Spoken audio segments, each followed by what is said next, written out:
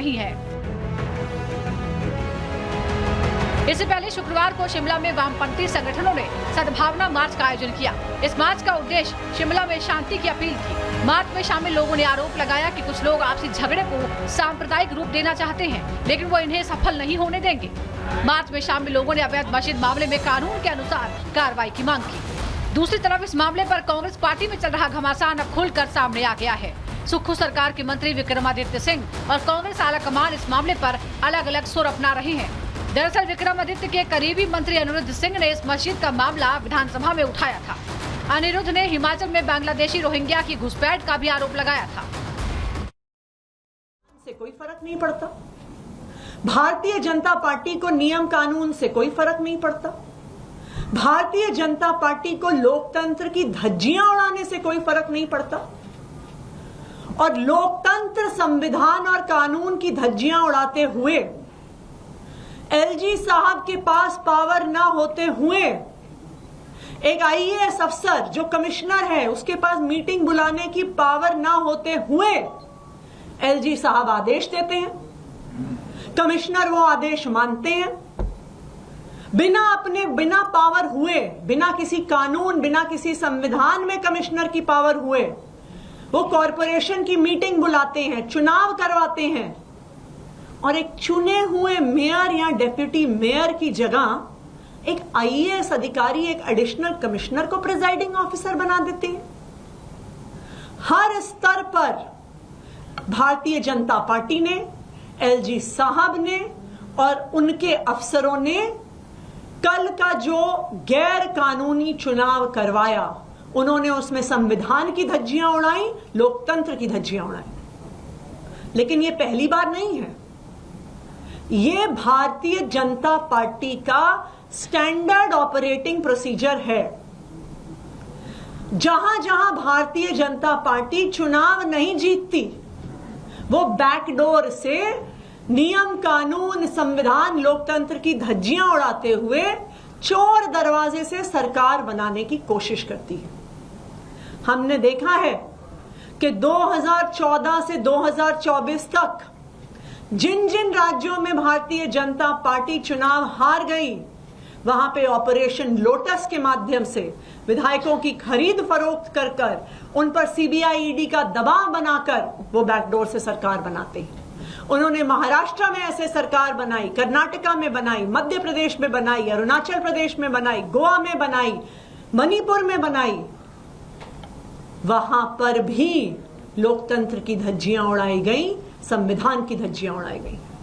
दिल्ली में भी हमने देखा था कि जब म्युनिसिपल कॉरपोरेशन का चुनाव, एमसीडी का चुनाव आम आदमी पार्टी जीती, तो किस तरह से भारतीय जनता पार्टी मेयर का चुनाव नहीं होने दे रही थी।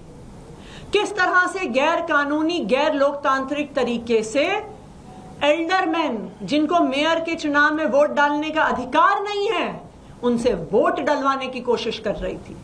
ये तो शुक्र है सुप्रीम कोर्ट का कि सुप्रीम कोर्ट ने सामने आकर संविधान को बचाया और मेयर का चुनाव एक संवैधानिक और कानूनी तरीके से करवाया। हमने देखा कि किस तरह चंडीगढ़ के मेयर के चुनाव में भारतीय जनता पार्टी के अनिल मसीह ने भारतीय जनता पार्टी के लिए चुनाव चोरी करने की कोशिश करी। लेकिन शुक्र है सुप्रीम कोर्ट का कि उन्होंने फिर से सामने आकर इस देश के लोकतंत्र को बचाया। मैं भारतीय जनता पार्टी को यह कहना चाहती हूं कि यह देश तुम्हारी गुंडागर्दी से नहीं चलता।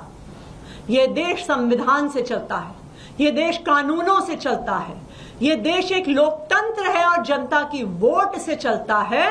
तो अगर हिम्मत है तो आम आदमी पार्टी का चुनाव में सामना करके दिखाओ।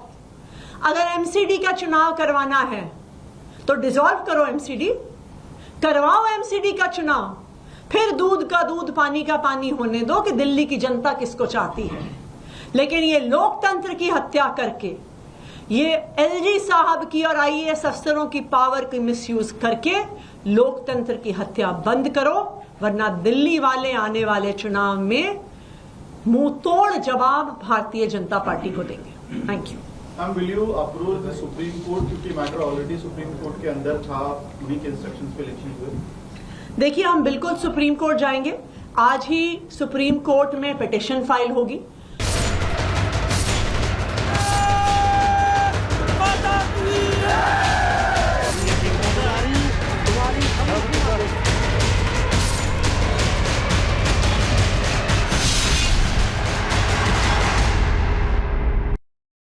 देखिए, आपने एक ऐसे व्यक्ति का नाम ले लिया जिसको गंभीरता से पूरे भारत में कोई नेता नहीं है। नहीं, मेरा सवाल ये है कि राहुल गांधी संबोधन देते हैं और राम मंदिर की प्राण प्रतिष्ठा को कहते हैं कि नाच गाना वहाँ पर हुआ।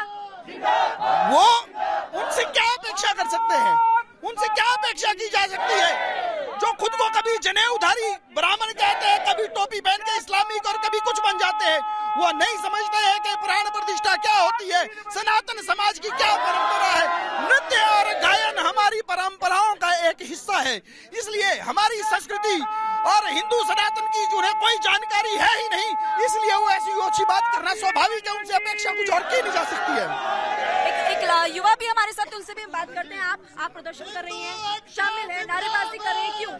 देखिए, आप देख सकते हो, आप देख रहे हैं कि हम जेंट्स के साथ लेडीज को भी देख रहे हैं, कैसे बुजुर्ग लोग भी यहाँ पे धरना प्रदर्शन कर रहे हैं। आप सभी को बताएं, अवैध मस्जिद हो या अवैध कोई जमीन हो, किसी पे कोई नहीं बना सकता है अवैध मस्जिद। आपने देखा होगा पिछली बार भी हमने 2 धरने किए हैं। पिछले धरने में आपने देखा होगा कैसे हमारे ऊपर लाठी चार्ज किया गया है। प्रदेश सरकार इसकी जिम्मेदार है। मैं कहना चाहूंगी सुक्खू जी से कि आप आराम कीजिए, ठीक है? आप सरकार की कुर्सी के लायक है ही नहीं, मैं उनसे ये कहना चाहूंगी। क्योंकि हम ये नहीं कहते कि हम हिंदू मुस्लिम को अलग कर रहे हैं या हम हिंदू राष्ट्रवाद यहाँ पर स्थापित करना चाह रहे हैं। हम ये कहना चाह रहे हैं कि कुछ भी अगर अवैध बनता है, वो चाहे मस्जिद है या कुछ भी है, अवैध हम नहीं देखेंगे। अवैध मस्जिद तोड़नी होगी। वो लोग तो कह रहे हैं कि मंदिर भी अवैध है यहाँ पर। कौन? मैं उनसे पूछना चाहूंगी कि कौन सा मंदिर अवैध है? और ये हिंदुस्तान है, ये पाकिस्तान नहीं है। मैं इनसे यही कहना चाहूंगी। बाकी प्रदेश सरकार को मेरा बस इतना ही कहना है कि सुक्खू जी से यही कहना है मेरा कि अगर आप इनके समर्थन में, अवैध मस्जिद के समर्थन में लेना चाहते हैं, तो आप अपनी कुर्सी छोड़कर आराम कीजिए। आप लोग प्रदर्शन कर रहे हैं, आपने देखा यहाँ पर पुलिस है, आंसू गैस के गोले अभी रखे हुए हैं, इसके अलावा वाटर कैनन रखी हुई है। पिछली बार भी आप लोगों पर हमला हुआ था, अभी आप क्या कहेंगे? हमारा जो ये आक्रोश है शांतिप्रिय ढंग से है।